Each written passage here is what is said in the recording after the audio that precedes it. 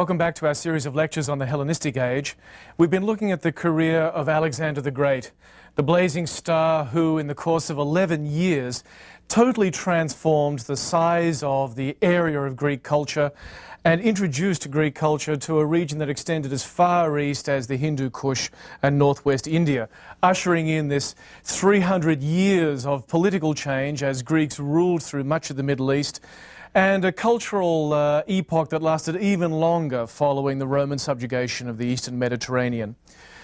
We've observed that this entire epoch really is the creation of one man in a single 11-year campaign, and yet curiously the Alexander we've been examining in some respects is an ambiguous character, almost schizophrenic. Because on the one hand, we've been looking at an Alexander who seems to dream of fusing Greeks and Persians together to create a new ruling elite.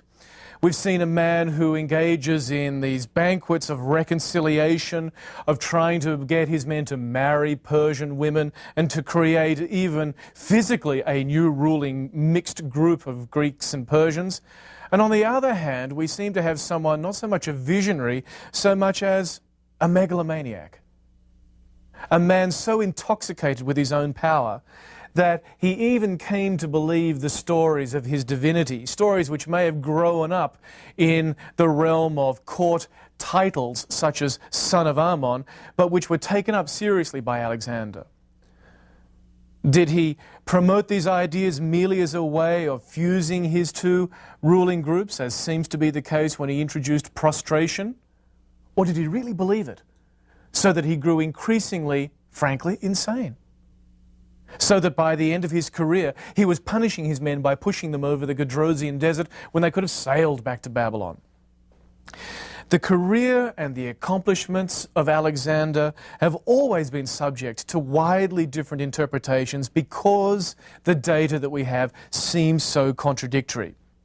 To some, he has appeared as an idealist, someone attempting to create, frankly, a new world order in which Greeks and non-Greeks would live together in harmony. And to others, he's a drunk, a despot, an autocrat, someone whose unbridled power corrupted a weak character and who was driven by nothing more than an endless appetite for further and further conquest, much in fact as his father had been before him. And so history gives us really two very different Alexanders. Alexander the megalomaniac, Alexander the altruist. I'd like to explore these two interpretations a little further for a moment. The most positive interpretation of Alexander, the notion that Alexander is really trying to create something new, comes from a British historian, W. Tarn, who, writing in the aftermath of World War I and at the time of the League of Nations, a time, in other words, when internationally we were playing with the idea of finishing war and living in unity and harmony together, Tarn introduced the notion, based I think on these contemporary ideas, that Alexander's empire was an ancient forerunner, if you will, in the 20th century's experiment in international cooperation. So for Tarn, the banquet at Opus, which we've been talking about, where Greeks and Persians sat together and drank from the same cup and offered a toast to unity and harmony, becomes the unity and harmony of all mankind. Tarn speaks about Alexander actually seeking to transcend national differences. And quite explicitly, Tarn likens Alexander to someone like St. Paul, who famously remarked on one occasion, "There are no Greeks and barbarians." In other words, there are no distinctions between different national groups, between different ethnicities. So that's the highly altruistic view of Alexander that we get in the work of some 20th century historians, particularly Tarn. But at the other end of the scale, you'll find other interpretations of Alexander, particularly in the work of Ernst Badian, an ancient historian at Harvard, for whom Alexander is frankly nothing more than yet another example of the paranoid, power-hungry tyrant that has afflicted us throughout history. An ancient Napoleon or an ancient Hitler, cast in exactly the same way, in exactly the same mold. In In Badian's view, Alexander, the paranoid tyrant, is continually engaged in conspiracies, finding conspiracies against him, which he then weeds out, leading to assassinations and executions, relentlessly driving his troops forward in his maniacal and bloody quest for personal glory, no matter what the cost to innocent victims, including his own men. And frankly, there is a certain amount of material in the sources about Alexander that really does confirm this line of interpretation. We know of leading Macedonian nobles such as Philotas and Parmenio who were summarily executed by Alexander, the hallmark of a tyrant afraid that some other power grouping might emerge in his court to challenge his own supreme power. We know in another instance of someone exposing what they called the Pages plot, a group of young boys at the court, the wine bearers and cup bearers, who were supposedly engaged in a plot to assassinate Alexander. And all of them are executed on the basis of very flimsy evidence. So we seem to have some evidence for this kind of maniacal character at work in Alexander. Probably the best known instance, and one that I'd like to share with you, is a story told by the historian Arrian that involves a character from Alexander's court named Clytus. There are two Macedonian officers of this name. This one is called Clytus the Black. And he was a general who'd served with Alexander. He'd been through all the campaigns, and he wasn't particularly impressed with the kind of orientalizing style of the new Macedonian court. And so we read of a feast in honor of the god Dionysus.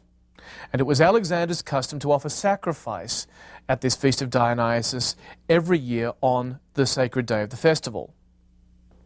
On this particular occasion, the Macedonians, as is usual, end up having a drinking party afterwards. And on this occasion, Alexander, for some reason best known to himself, sacrificed not to Dionysus, but to Castor and Pollux, the so-called Dioscoroi, to somewhat lesser Greek gods. There had been some pretty heavy drinking. Another innovation, says Arrian, in drink. Too, he now tended to barbaric excess. He seems to be drinking more as the campaigns go on. And in the course of talk, the subject of the Dioscoroi came up, together with the common attribution of their parentage to Zeus instead of Tyndareus. Here's an interesting topic of conversation while the Macedonians are drinking. These semi-divine figures, they weren't really the sons of a human, they were the sons of a god. Do we hear a theme here? Yes. The theme of the great man who may become a god. This is probably why Alexander introduces this topic of conversation.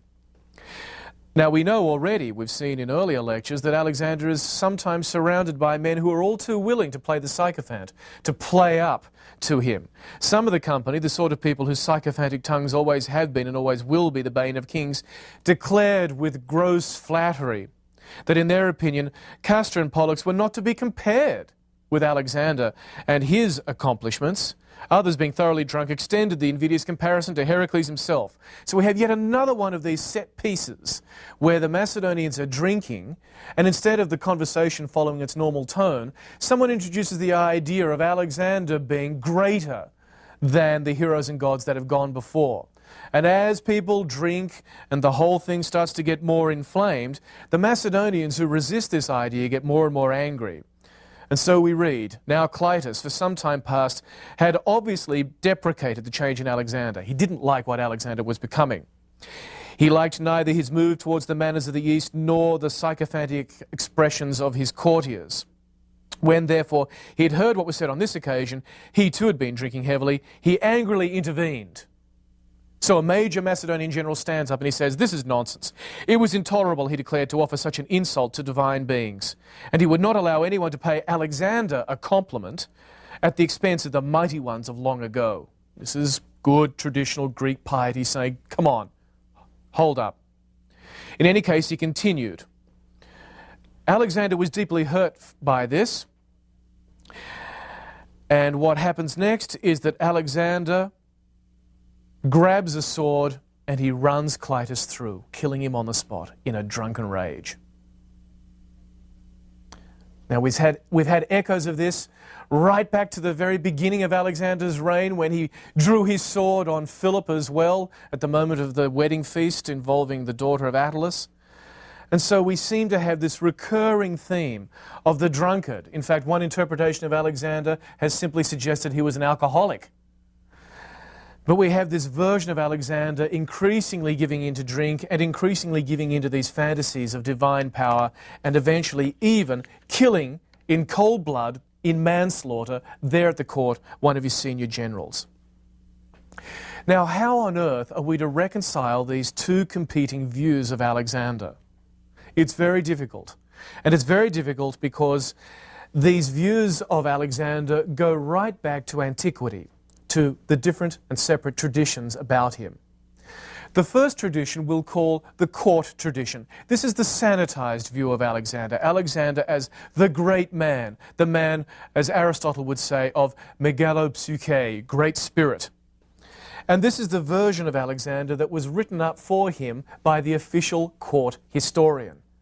Alexander, like Napoleon, had a whole retinue of intellectuals along with him, and one of them kept a daily record of events and then wrote them up in the grand inflated style of contemporary history writing. His name was Callisthenes. He was a student of Aristotle, and he reported on the campaign day by day as it progressed. Now, Callisthenes eventually would in fact fall out with Alexander and would be executed, but he lived long enough to produce a highly eulogistic account of the great man. And it is to that tradition, close to the court itself, that we have all these stories. It is to that tradition that we owe the stories of Alexander presenting himself as a Homeric hero, like Achilles, and being compared with Dionysus and Heracles. So in this court tradition, Alexander was heroic, he was semi-divine, and he was always right. And of course, other writers followed this tradition as well. Two of the men who marched with Alexander, Ptolemy, who eventually would establish his kingdom in Egypt, and Aristobulus, one of the engineers who was along with Alexander, both wrote memoirs. And of course, it was in the interests of men who'd marched with Alexander and who probably loved Alexander dearly to also present him as this larger-than-life figure who had transformed the world with his godlike campaign. And it is to this tradition that we owe the theme that we see in so much of the sources about Alexander of his yearning, pothos as the Greeks call it. He conceives a desire to go to Siwa. He conceives a desire to capture the rock of Aornos. He conceives a desire to campaign against King Poros. Alexander in this tradition is being led on by some vague and unidentifiable yearning which seems to come from heaven, as if some spirit is actually ordaining his campaigns. But on the other side, there was, even in antiquity, this very negative tradition about Alexander as well. And it is this tradition that emphasizes the passion that drove and motivated Alexander, the bloodshed of Alexander's reign as he increasingly resorts to executions. The first author who's associated with this view of Alexander is called Clitarchus.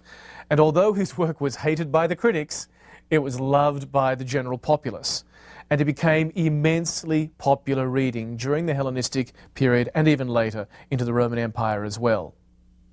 The Alexander that Clitarchus portrayed in his work was an Alexander who flew into rages, would kill someone in a drunken brawl, and then would be remorseful for 3 days, lying prostrate on his back in his tent, hidden from view. It's this tradition that gives us the Alexander who killed Clytus the Black in the episode I just read. And it's this colourful tradition that continues and comes down to us in the works of historians such as Diodorus Siculus and Justin, the later Roman historian. Now, eventually these two traditions would become merged. In later antiquity, in the 1st century BC, the 1st and 2nd centuries AD, historians were reading whatever they could about Alexander's work, seeing whatever was in the library. And so we find that the later historians, men like Plutarch and men like Arrian, who give us some of our fullest accounts of Alexander's reign, are actually trying to marry two traditions together. The core tradition which gives us Alexander's pathos, his semi-divine yearning for further conquest, and the Vulgate, or the popular tradition, which gives us stories such as Alexander being visited by the Queen of the Amazons. So these later historians were often confronted with a choice. They would read these stories and they would have to say, now, is this reliable or is this popular fiction? Is this romantic nonsense? And fortunately, some of the better historians would actually evaluate these stories and say, this story is probably not true, though they would usually tell you anyway, since it made interesting reading. These conflicting traditions of Alexander are never fully reconciled, and in fact, Alexander finally becomes much greater than the record of his original campaign. He continues to influence the Middle East, the Mediterranean world, the Near East, long after his death, because his accomplishments are simply so monumental, so off the scale, that no ordinary history can do them justice. We're going to be examining the changes that are wrought in the Mediterranean world by the Greeks and by the Macedonian control of the Hellenistic world. But before we go into the details of those changes in history, we should leave Alexander as the figure of romance and myth, greater even than the story of his accomplishments. Because Alexander becomes for the ancient world, and even for the Middle Ages, a figure like King Arthur, exerting an enormous influence over an entire culture and over a vast area, even longer than the duration of the Hellenistic Commonwealth, or the oikumene, as the Greeks called it, even longer than that. Alexander, as a figure of myth and story, survived. These stories, both based on the historians' accounts in the court tradition, and also in the Vulgate tradition, and then increasingly stories added from local traditions, are all brought together in a work known as the Alexander Legend. Now, this dates probably to about the 3rd century AD. It's first written in Greek, and it's attributed, incorrectly, to Callisthenes. It's not actually by him, it's by a later author, and so it's sometimes called the work of pseudo-Callisthenes. And fairly shortly after it's produced in the 3rd century AD, it's then translated into Latin, and in Greek and Latin it is distributed throughout all regions of the Roman Empire. The Greek-speaking East, it makes its way to Byzantium. It is never forgotten in the Greek tradition. The Greeks today will tell you stories about Alexander the Great. And in the West, it is translated into Latin, and from there it makes its way to France and to Germany and to England. And so we find Alexander turning up all around both Europe and Central Asia as well. One version of this, for example, is the Iskandernamma, the saga or the epic of Iskander, Alexander, as he's known in the East. And some details of that will illustrate for you, I think, the magical quality of Alexander. Because in the Iskandernamma, Alexander actually becomes a Muslim, despite the fact that Islam is not established until about 900 years after the death of the historical Alexander. Nevertheless, he is a good Muslim. He is actually the son of Darab, obviously the Persian king's name, Darius, now transformed. And according to this version of events, Alexander is not really the son of a king from the west, who in this version is known as Philcus, clearly Philip, transformed, who is known as the Caesar of Rum, which is the generic term used in the East for the entire Greek and Roman world of the Mediterranean. So in this version of the story, virtually every detail that you can imagine about Alexander has either been ignored or inverted. He's not a Greek. He comes from 1,000 years later, and he's actually really the son of a good Muslim king, Persian and Muslim. It's an extraordinary appropriation of the historical Alexander, and that is what is going to continue with the story of Alexander ever afterwards. One of the interesting details of the Iskandernamma that I want to draw to your attention is that throughout that work of the Epic of Alexander, he's often referred to by an expression which translates into English as the two-horned one.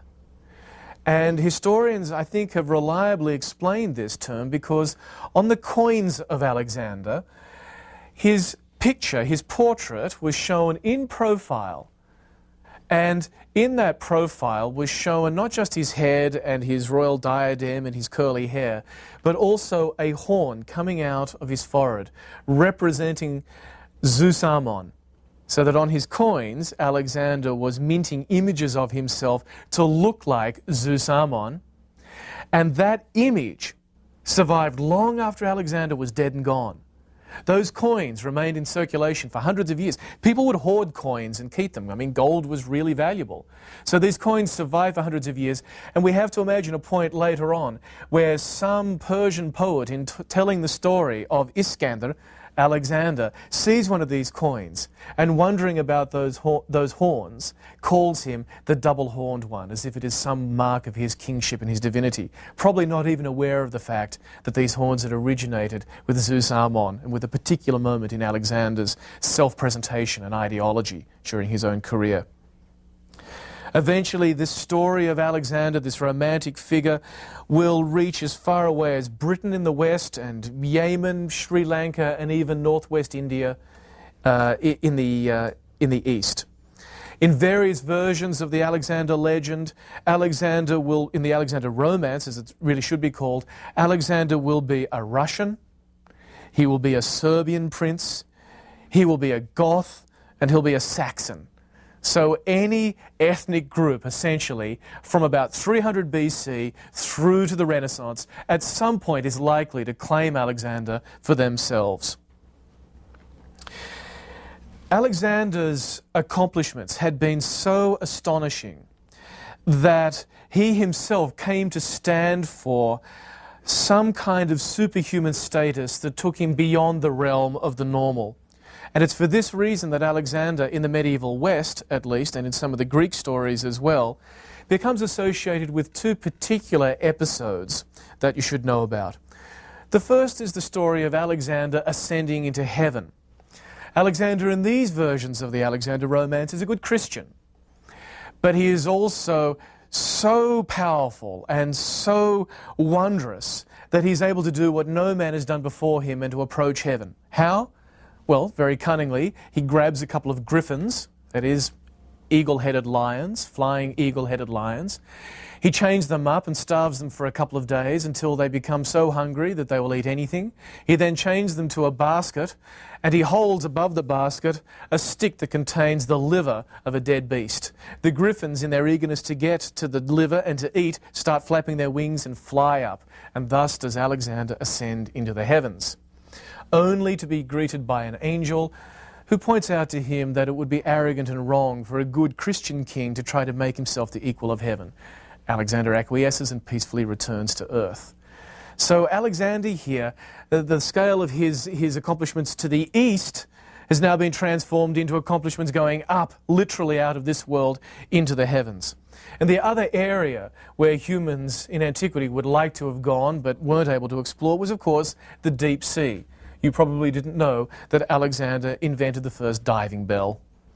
According to medieval traditions in the Alexander romance, it was Alexander who created a glass sphere in which he put various animals, a cock so that its crowing would tell him when it was daytime, even in the depths when it was too dark to see, and a cat whose breathing it was believed would purify the air, and a dog, which he took with him because if he ran into trouble and had to escape, he would kill the dog, knowing that the sea will not maintain dead bodies within it, but will spew them out. And so Alexander, in this way, and because he was actually betrayed and was left at the bottom of the sea, was able to get back to the seashore once again. These stories give you some idea of what Alexander means to people. He represents what cannot be accomplished by normal human beings. He comes to stand for the superhuman in every age after the Hellenistic period.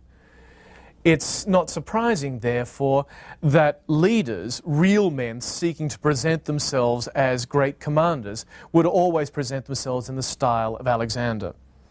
Julius Caesar would do it, Augustus would do it, later kings would do it as well. One of the most telling, I think, examples of this use of the Alexander story and the image of Alexander comes with Pope Paul III, who, before he was elevated to the pontificate, was actually known as Alexander. This was his given name. And while most of his opponents were decorating their Roman villas with stories taken from the glories of Rome's past, he decorated the Sala Paulina, the Pauline chamber, his inner sanctum, with pictures showing Alexander the Great. In other words, this was the heroic figure of the past that this Alexander, Pope Paul, wanted to liken himself to. So Alexander has become a mythical figure much greater than even his original accomplishments. And there's one last story from the Alexander romance that I want to leave you with, because once again it conveys, I think, this idea of Alexander representing the unattainable in human life. If Alexander went further, higher and deeper than any other human being, he also nearly succeeded where no other man had succeeded, and that is in capturing immortality. He actually did find the plant of immortal life. You perhaps didn't know this. And he entrusted it to his sister, but she lost it. And in her remorse, she threw herself overboard and dropped to the bottom of the sea, where she was transformed into a mermaid, what the Greeks called the Gorgona. And whenever you find yourself sailing at sea and a storm arises, you must recognize that the reason for that storm is that the Gorgona, Alexander's sister, is in turmoil. And invariably at some point during that storm, she's going to appear out of the water holding the boat in her hand. And she's going to give you an opportunity either to sail on safely to harbour, or else she's going to destroy you. The question she's going to ask you is, does Alexander still live and rule the world? And you better know what the answer is, because if you say the wrong thing, she's going to shipwreck you. The answer, of course, is ne, yes. O Alexandros Omegas, Alexander the Great, zi ke vezelevi ton kosmon. Alexander the Great, yes, lives and rules the world still today. The story of the Gorgon demonstrates, I think, rather beautifully the way in which Alexander has ascended to the realm of myth. He's become a figure so much larger than life because of his unparalleled accomplishments that he came to stand in later ages for all those quests for what could never be attained, such as immortality.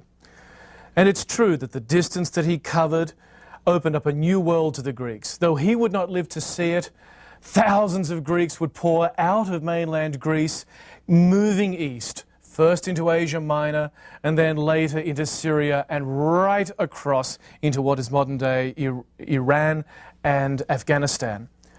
So he changed the face of the world, but I don't want to leave you with Alexander, the figure of myth, the superhuman Alexander. I think we need to try and summarize this man as more of a mere mortal.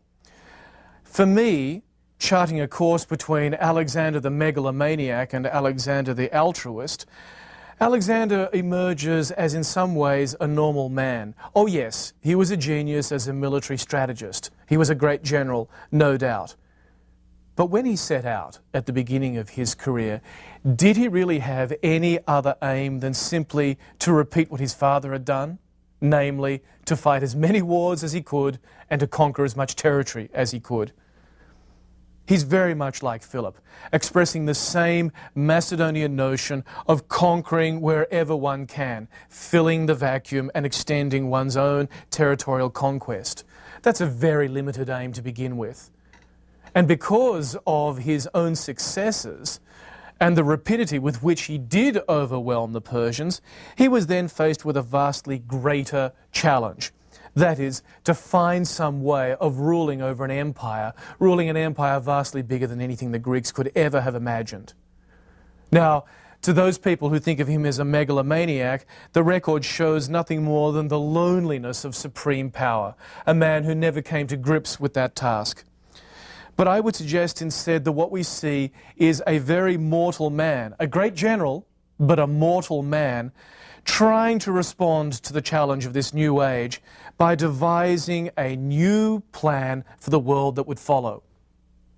He failed because his generals didn't repeat the plan. But it wasn't because of his madness, and it wasn't even because of unavoidable cultural differences between Greeks and Persians. I'd suggest to you that it was simply a matter of time. Alexander campaigned for 11 years and died. Augustus ruled for 40 years and transformed the Roman Republic into the Roman Empire, with himself as the first emperor. So I'll leave you with this thought. It may well be that Alexander's failure was not that he didn't have a vision for the future or that he wasn't equipped to make that vision become reality. He simply ran out of time.